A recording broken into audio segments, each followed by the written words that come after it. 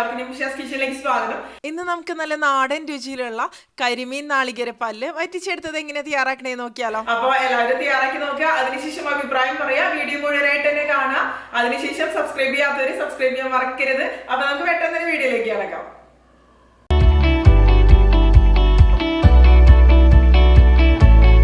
അപ്പോൾ നമുക്ക് കരിമീൻ നാളികേരപ്പാലിൽ വറ്റിച്ചെടുത്തത് തയ്യാറാക്കാൻ വേണ്ടിയിട്ട് തുടങ്ങാം. അതിന് വേണ്ടിയിട്ട് ഞാനിവിടെ 2 കരിമീൻ എടുത്തിട്ടുണ്ട്. ഇതിപ്പോൾ ക്ലീൻ ചെയ്തെടുത്തതാണ് കേട്ടോ. ഇതിപ്പോൾ ക്ലീൻ ചെയ്തെടുത്തതിന് ശേഷമുള്ള വെയിറ്റ് എന്ന് പറയുന്നത് 1/2 കിലോ ആണ്. നന്നായിട്ട് വൃത്തിയാക്കി എടുത്തതിന് ശേഷം ഞാനിതുപോലെ വരഞ്ഞെടുത്തിട്ടുണ്ട്. നമുക്കിതൊന്ന് മാരിനേറ്റ് ചെയ്തെടുക്കണം. ഞാനിവിടെ ഒരു 1/4 ടീസ്പൂൺ മഞ്ഞൾപ്പൊടി ഒരു പാത്രത്തിലേക്ക് ഇട്ട് കൊടുത്തിട്ടുണ്ട്. പിന്നെ ആവശ്യത്തിന് ഉപ്പ് ഇതിലേക്ക് ചേർത്ത് കൊടുക്കുക. ഇനി നമുക്ക് വേണ്ടത് കുരുമുളക് പൊടിയാണ്. ഞാനൊരു 1/2 ടീസ്പൂൺ ഇതിലേക്ക് ചേർത്ത് കൊടുക്കുന്നുണ്ട്. നമ്മുടെ എരിവിനനുസരിച്ച് ചേർത്ത് കൊടുക്കുക. പിന്നെ ഇതിലേക്ക് മുളക് പൊടി ചേർത്ത് കൊടുക്കുക. അപ്പോൾ ഒന്നില്ലെങ്കിൽ എരിവുള്ള മുളക് പൊടി ഉപയോഗിക്കാം, അല്ലെങ്കിൽ നിങ്ങൾക്ക് കാശ്മീരി മുളക് പൊടിയാണെങ്കിലും ഉപയോഗിക്കാം കേട്ടോ. അപ്പോൾ ഒരു ലൈറ്റ് ആയിട്ടുള്ള മാരിനേഷൻ മാത്രം മതി. ഒരുപാട് എന്താ പറയുക പൊടികളൊക്കെ ചേർത്ത് മാരിനേറ്റ് ചെയ്തെടുക്കണ്ട. ഞാനിവിടെ 1 ടീസ്പൂൺ മുളക് പൊടി ചേർത്ത് കൊടുത്തിട്ടുണ്ട്. അതുപോലെ 1 ടേബിൾ സ്പൂൺ അല്ലെങ്കിൽ ഒരു 1/2 ടേബിൾ സ്പൂണോളം അളവിൽ വിനാഗിരി അല്ലെങ്കിൽ നാരങ്ങ നീര് ഒഴിച്ചു കൊടുക്കുക. ഞാനിപ്പോൾ നാരങ്ങ നീരാണ് എടുത്തിരിക്കുന്നത്, അല്ലെങ്കിൽ നിങ്ങൾക്ക് വിനാഗിരി ആണെങ്കിലും എടുക്കാം കേട്ടോ. ഇനി കുറച്ച് വെള്ളം ഒഴിച്ചിട്ട് എല്ലാം കൂടി നന്നായിട്ടൊന്ന് മിക്സ് ചെയ്ത് കൊടുക്കാം. ഇനി ഇത് നമുക്ക് മീനിലേക്ക് നന്നായിട്ട് തേച്ച് പിടിപ്പിക്കുക. നമ്മൾ വരഞ്ഞെടുത്തിട്ടുണ്ടല്ലോ, അതിൻ്റെ ഉള്ളിലേക്കൊക്കെ നല്ല പോലെ തേച്ച് പിടിപ്പിക്കണം. അപ്പോൾ തന്നെയായിരിക്കും ഇത് നല്ല ടേസ്റ്റി ആയിട്ട് വരാം. ലൈറ്റ് ആയിട്ടുള്ളൊരു മാരിനേഷൻ മതി. ഞാൻ നേരത്തെ പറഞ്ഞുല്ലോ, ഒരുപാട് തിക്കായിട്ടുള്ളൊരു പേസ്റ്റ് മാരിനേറ്റ് ചെയ്തിട്ട് അങ്ങനെ ഫ്രൈ ചെയ്തെടുക്കേണ്ട ആവശ്യമില്ല. കാരണം നമ്മളിത് ഒരു ഗ്രേവിയിൽ ഇട്ട് കൊടുക്കാനുള്ളതാണ്. അപ്പോൾ ഇത് തന്നെയായിരിക്കും കൂടുതൽ നന്നായിട്ട് വരിക. ഇനി ഇതിൻ്റെ ഉള്ളിലൊക്കെ നന്നായിട്ട് തന്നെ തേച്ച് പിടിപ്പിക്കുക. മാരിനേറ്റ് ചെയ്തതിന് ശേഷം മിനിമം ഒരു 1/2 മണിക്കൂറെങ്കിലും മാറ്റി വയ്ക്കുക കേട്ടോ. സമയം ഉണ്ടെന്നുണ്ടെങ്കിൽ നിങ്ങൾക്ക് ഓവർനൈറ്റ് മാരിനേറ്റ് ചെയ്തിട്ട് ഫ്രിഡ്ജിൽ വയ്ക്കണമെന്നുണ്ടെങ്കിൽ അപ്പോൾ കൂടുതൽ നന്നായിട്ട് തന്നെ വരും. അപ്പോൾ ഫ്രഷ് ആയിട്ടുള്ള മീനാണെന്നുണ്ടെങ്കിൽ ടേസ്റ്റ് ആണെന്നുണ്ടെങ്കിൽ നന്നായിട്ട് തന്നെ വരും. ഇപ്പോൾ കരിമീൻ തന്നെ വേണമെന്ന് ഒരു നിർബന്ധമില്ല. നിങ്ങൾക്ക് ഇഷ്ടപ്പെട്ട വേറെ മീനുകളൊക്കെ ഉപയോഗിക്കാട്ടെ ഇതിന് വേണ്ടിയിട്ട്. അപ്പോൾ ഞാനിതൊന്ന് മാറ്റി വയ്ക്കട്ടെ. അതിനുശേഷം റെഡി ആയിട്ട് നമുക്കിത് പിന്നെ ഫ്രൈ ചെയ്തെടുക്കണം. അപ്പോൾ ഇത് റെഡി ആയിട്ട് വന്നിട്ടുണ്ട്. ഇനി നമുക്കിതൊന്ന് ഫ്രൈ ചെയ്തെടുക്കാം. അപ്പോൾ ഞാനിവിടെ ഒരു പാൻ എടുത്തിട്ടുണ്ട്. പാൻ നന്നായിട്ട് ചൂടാവുന്ന സമയത്ത് നമുക്കിതിലേക്ക് ഒരു 2 ടേബിൾ സ്പൂണോളം അളവിൽ വെളിച്ചെണ്ണ ഒഴിച്ച് കൊടുക്കുക. വെളിച്ചെണ്ണ തന്നെയാണ് ഈ ഒരു റെസിപ്പിക്ക് കൂടുതൽ നന്നായിട്ട് തന്നെ വരിക. വെളിച്ചെണ്ണ നന്നായിട്ട് ചൂടാവുന്ന സമയത്ത് നമുക്ക് ഇതിലേക്ക് മാരിനേറ്റ് ചെയ്ത് വെച്ച മീൻ ഇട്ട് കൊടുക്കാം. അപ്പോൾ നിങ്ങൾക്ക് വേണമെന്നുണ്ടെങ്കിൽ മീൻ മുറിച്ചതിന് ശേഷം ചേർത്ത് കൊടുക്കട്ടെ. ഞാനിപ്പോൾ മുറിച്ചെടുത്തിട്ടില്ലേ, കാണാനൊരു ഭംഗിയും പിന്നെ മുഴുവനോട് കൂടിയിട്ടുള്ള ആ കരിമീനൊക്കെ ആകുമ്പോൾ കുറച്ചും കൂടി നന്നായിട്ട് വരുമല്ലോ. അപ്പോൾ നിങ്ങൾക്ക് വേറെ മീനുകൾ ആവോലു അല്ലെങ്കിൽ അറയ്ക്ക, അതായത് നെയ്മീൻ അല്ലെങ്കിൽ അയില, അങ്ങനെ ഏത് മീൻ വേണമെന്നുണ്ടെങ്കിൽ ഈ ഒരു റെസിപ്പിക്ക് നിങ്ങൾക്ക് വേണ്ടി ഉപയോഗിക്കാം കേട്ടോ. അപ്പോൾ ഇനി ഇത് നമുക്കൊന്ന് വറുത്തെടുക്കണം. അപ്പോൾ സാധാരണ നമ്മൾ മീനൊക്കെ വറുത്തെടുക്കണ ഒരു രീതിയിൽ നന്നായിട്ട് മൊരിച്ചെടുക്കേണ്ട ആവശ്യമില്ല. സോഫ്റ്റ് ആയിട്ടുള്ള ഒരു ടെക്സ്ചറോട് കൂടിയിട്ടാണ് നമ്മളിത് വറുത്തെടുക്കേണ്ടത്. അപ്പോൾ ഒരു ഭാഗം ഒന്ന് ഫ്രൈ ആയിട്ട് വന്നിട്ടുണ്ട്. ഞാനിത് തിരിച്ചിട്ട് കൊടുക്കുകയാണ്.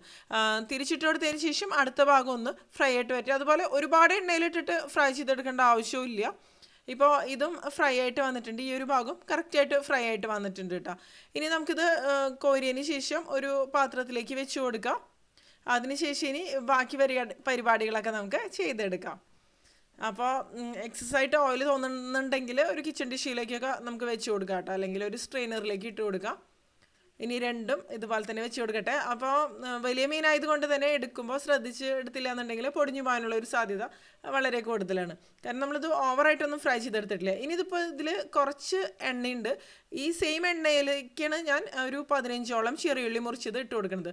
അപ്പോൾ ഇതിൽ എണ്ണ കൂടുതലുണ്ടെങ്കിൽ കുറച്ച് ഒഴിവാക്കി കളയാട്ടോ. ഇനി ഇതിലേക്ക് ഒരു പച്ചമുളക് നമ്മുടെ എരിവിനനുസരിച്ച് ചേർക്കുക. അതുപോലെ ഒരു മീഡിയം സൈസിലുള്ള ഇഞ്ചി നല്ല ചെറുതായിട്ട് മുറിച്ചതും, അതുപോലെ ഒരു 4-5 തണ്ട് കറിവേപ്പില തന്നെ എടുത്തിട്ടുണ്ട്. കറിവേപ്പിലൊക്കെ കൂടുതൽ ചേർത്ത് കൊടുക്കുമ്പോൾ നല്ല ടേസ്റ്റൊക്കെ തന്നെ വരും കേട്ടോ. ഇനി ഇതൊന്ന് വഴറ്റിയെടുക്കണം. 1 മിനിറ്റോളം സമയം ഇതുപോലെ ഒന്ന് വഴറ്റിയെടുക്കാം. ഇത് ഒരുപാട് അങ്ങോട്ട് മൂത്ത് വരേണ്ട ആവശ്യമൊന്നുമില്ല. ജസ്റ്റ് അതിൻ്റെ പച്ചമണം ഒന്ന് മാറി വന്നാൽ മതി. അല്ലാതെ ഓവറായിട്ട് ഫ്രൈ ചെയ്തെടുക്കേണ്ട ആവശ്യമൊന്നുമില്ല.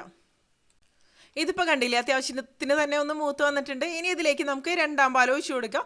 1 കപ്പ് അളവിലാണ് ഞാൻ ഇതിന് വേണ്ടിയിട്ട് എടുത്തിരിക്കുന്നത്. ഒരു നാളികേരം ചെരുകി പിഴിഞ്ഞെടുത്തതാണ് കേട്ടോ 2ാം പാലിന് വേണ്ടിയിട്ട്. അപ്പോൾ ഒരുപാട് തിന്നായിട്ടുള്ള 2ാം പാൽ നിങ്ങൾ ഇതിന് വേണ്ടിയിട്ട് എടുക്കരുത്. അപ്പോൾ അത്രയ്ക്ക് ടേസ്റ്റി ആയിട്ട് വരില്ല. ഇനി ഇതിലേക്ക് നമ്മുടെ എരിവിനനുസരിച്ച് കുരുമുളക് പൊടി ചേർക്കുക. അതുപോലെ ഉപ്പും. ഞാനിപ്പോൾ 1 ടീസ്പൂണോളം കുരുമുളക് പൊടി ഇതിലേക്ക് ചേർത്തിട്ടുണ്ട്.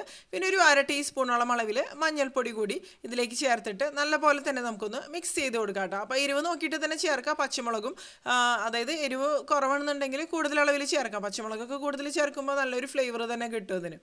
ഇനി നന്നായിട്ട് തന്നെ ഒന്ന് മിക്സ് ആയിട്ട് വന്നിട്ടുണ്ട്. ഇനി ഇതൊന്ന് ചൂടായിട്ട് വരുന്ന സമയത്ത് നമുക്ക് ഇതിലേക്ക് നേരത്തെ ഫ്രൈ ചെയ്ത് വെച്ച മീൻ കഷ്ണങ്ങൾ വെച്ച് കൊടുക്കാം. അപ്പോൾ പൊടിഞ്ഞു പോകാതെ ശ്രദ്ധിച്ച് തന്നെ വെച്ച് കൊടുക്കുക. അതിനുശേഷം ഇതൊന്ന് കുക്ക് ചെയ്തെടുക്കണം. അപ്പോൾ ഈ നാളികേരപ്പാൽ ഇത് എന്താ പറയുക, കവർ ചെയ്യണ ഒരു രീതിയിലൊന്നും നിൽക്കണമെന്നില്ല. വളരെ കുറച്ച് അളവിൽ തന്നെയാണ് നമ്മൾ ഇതിന് വേണ്ടിയിട്ട് നാളികേരപ്പാൽ എടുത്തിട്ടുള്ളൂ. അപ്പോൾ ലോ ഫ്ലെയിമിൽ വെച്ചിട്ട് കുക്ക് ചെയ്തെടുക്കുക. ഒന്ന് തിളച്ച് വന്നതിന് ശേഷം വേണമെന്നുണ്ടെങ്കിൽ നിങ്ങൾക്ക് അടച്ചു വെച്ചിട്ട് അങ്ങനെ വേണമെന്നുണ്ടെങ്കിലും കുക്ക് ചെയ്തെടുക്കാം കേട്ടോ. അപ്പോൾ ആവശ്യത്തിന് തന്നെ ഒന്ന് നന്നായിട്ട് കുക്കായിട്ട് വന്നോട്ടെ. മീനൊന്നും പിന്നെ കുക്കായിട്ട് വരെ ഒരുപാട് സമയമൊന്നും എടുക്കില്ല, കാരണം നമ്മളിത് ഓൾറെഡി ഒന്ന് ഫ്രൈ ചെയ്തെടുത്തതാണല്ലോ. അപ്പോൾ ഈ നാളികേരപ്പാലിൻ്റെ ഫ്ലേവേഴ്സും ഇതിലേക്ക് നമ്മൾ ചേർത്ത് കൊടുത്ത മസാലകളും എല്ലാം ഒന്ന് ഈ മീനിലേക്കൊന്ന് നന്നായിട്ട് പിടിച്ചു വരണം. അതുപോലെ മീനൊന്ന് സോഫ്റ്റ് ആയിട്ട് വരും ഈ ഒരു സമയത്ത്. അപ്പോഴായിരിക്കും ഇത് നല്ല ടേസ്റ്റി ആയിട്ട് തന്നെ വരിക. ഒരു ഭാഗം നന്നായിട്ട് കുക്കായിട്ട് വരണ ആ ഒരു സമയത്ത് നമുക്കിത് തിരിച്ചിട്ട് കൊടുക്കുക. ശ്രദ്ധിച്ച് തന്നെ തിരിച്ചിട്ട് കൊടുക്കുക. അതുപോലെ നാളികേരപ്പാലൊന്ന് വറ്റി വന്നിട്ടുണ്ടാവണം. കുറച്ച് സമയം നമ്മൾ ലോ ഫ്ലെയിമിൽ വെച്ച് കൊടുക്കേണ്ടി വരും. അതുപോലെ തിരിച്ചിട്ട് കൊടുത്തതിന് ശേഷം പിന്നെ മറ്റേ ഭാഗം കൂടി നമുക്ക് നല്ല പോലെ തന്നെ ഒന്ന് കുക്ക് ചെയ്തെടുക്കാം. അപ്പോൾ രണ്ടാം പാൽ അത്യാവശ്യം നന്നായിട്ടൊന്ന് വറ്റി ഇത് കണ്ടില്ലേ, ഇതുപോലെ ഒന്ന് എണ്ണ തെളിഞ്ഞ് വന്നിട്ടുണ്ട്. നമ്മൾ ഈ ഒരു കറിയിലേക്ക് കുടംപുളി അല്ലെങ്കിൽ തക്കാളിയോ ഒന്നും തന്നെ ചേർക്കണില്ല. പുളിക്ക് വേണ്ടിയിട്ട് ഞാനിപ്പോൾ ചേർക്കണത് വിനാഗിരിയാണ്. 1 ടേബിൾ സ്പൂൺ അളവിൽ നമ്മുടെ ടേസ്റ്റിനനുസരിച്ച് തന്നെ ചേർത്ത് കൊടുക്കുക കേട്ടോ. അതിനുശേഷം നല്ലപോലെ ഒന്ന് മിക്സ് ചെയ്ത് കൊടുക്കുക. പിന്നെ ഞാൻ ഇതിലേക്ക് അവസാനമായിട്ട് ചേർത്ത് കൊടുക്കുന്നത് നാളികേരപ്പാലാണ്. അതായത് 1-ാം പാൽ, നല്ല കട്ടിയുള്ള നാളികേരപ്പാൽ 1/2 കപ്പ് അളവിലാണ് ചേർത്ത് കൊടുക്കുന്നത്. അതിനുശേഷം ഇതുപോലെ ഒന്ന് ചുറ്റിച്ച് കൊടുക്കുക. ഇളക്കി കൊടുത്തു കഴിഞ്ഞാൽ മീൻ കഷ്ണങ്ങളൊക്കെ പൊടിഞ്ഞു പോകാനുള്ളൊരു സാധ്യതയുണ്ട്. അതിനുശേഷം ഇതൊന്ന് ചൂടായിട്ട് വരണം. ഒരുപാട് തിളച്ച് വരേണ്ട ആവശ്യമൊന്നുമില്ല. അപ്പോൾ ഇത് റെഡി ആയിട്ടുണ്ട്. ഇതിൽ പിന്നെ വേറെ പരിപാടികളോ ഒന്നും തന്നെയില്ല. വളരെ എളുപ്പത്തിൽ തന്നെ നമുക്കിത് നല്ല ടേസ്റ്റി ആയിട്ട് തയ്യാറാക്കി എടുക്കാൻ പറ്റും. ഇതിൻ്റെ ഒരു ഹൈലൈറ്റ് എന്ന് പറയുന്നത് ആ നാളികേരപ്പാലിൻ്റെ ടേസ്റ്റും അതുപോലെ കുരുമുളക് പൊടിയുടെയും പച്ചമുളകിൻ്റെയും ഒക്കെ ഒരു ടേസ്റ്റ് തന്നെയാണ്. അപ്പോൾ ഈ ഒരു രീതിയിൽ നിങ്ങൾ ഈ ഒരു ഫിഷ് കറി തയ്യാറാക്കി നോക്കിയില്ല എന്നുണ്ടെങ്കിൽ തീർച്ചയായിട്ടും തയ്യാറാക്കി നോക്കുക, ഇഷ്ടപ്പെടും. പിന്നെ നിങ്ങൾക്ക് ഈ വീഡിയോ ഇഷ്ടപ്പെട്ടു എന്നുണ്ടെങ്കിൽ വീഡിയോ ലൈക്ക് ചെയ്യാനും അതുപോലെ നിങ്ങളുടെ കൂട്ടുകാരിലേക്ക് ഷെയർ ചെയ്യാനും ചാനൽ സബ്സ്ക്രൈബ് ചെയ്യാത്തവർ സബ്സ്ക്രൈബ് ചെയ്യാനും അതുപോലെ നിങ്ങളുടെ അഭിപ്രായങ്ങൾ കമന്റ് ചെയ്യാനും മറക്കരുത്. അപ്പോൾ മറ്റൊരു വീണ്ടും കാണാം.